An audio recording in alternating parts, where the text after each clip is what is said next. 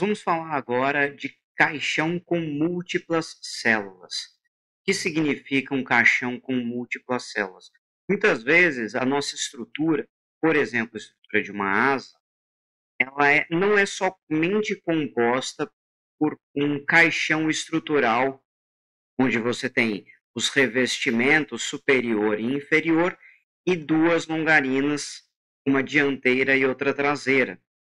Muitas vezes você tem outros elementos verticais, chamados de longarina, ao longo da estrutura que fecham pequenos caixões, pequenas células que trabalham como caixões fechados aí ao longo da sua seção transversal estrutural, certo? Então você pode ter uma estrutura em que você tem múltiplas células.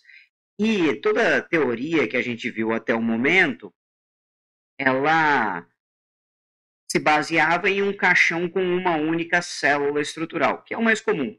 Mas em aviões, caças de combate, ou aviões que têm asas do tipo asas deltas, como o Concorde tinha, é bastante comum você ter múltiplas células aí ao longo da sua estrutura, ao longo do seu caixão estrutural. E aí, como que você faz para calcular o cisalhamento e a torção de uma estrutura desse jeito? O processo que você tem que seguir é muito parecido com o caixão com uma única célula, mas no caso das múltiplas células e quando estão sob torção, você tem que considerar o fluxo de cisalhamento em cada uma delas, em cada uma das células. E a torção, então, externa da carga aplicada, ela vai ser a somatória em relação a todos esses elementos, todas essas caixas estruturais, essas células, nesse caso aqui, N células estruturais, daquela formulinha que a gente já conhece, que é 2 vezes a área transversal de cada uma das células. Tá? Então, por exemplo, essa daqui tem área 2 transversal, esse aqui tem área 3, e assim por diante. Então, ele tem para o fluxo de cisalhamento devido à torção para cada uma das células, ela é constante em cada uma delas, e você então calcula a torção total fazendo a somatória de cada um desses fluxos de cisalhamento. Isso vai te dar, então, a torção total aplicada na sua seção transversal.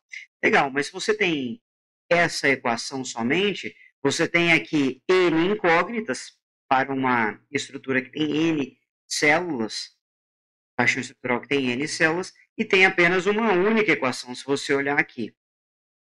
Onde você tem, então, as outras equações necessárias para calcular os seus fluxos de cisalhamento devido à torção para cada uma das células. Ela vem, então, da compatibilidade de rotação entre essas células.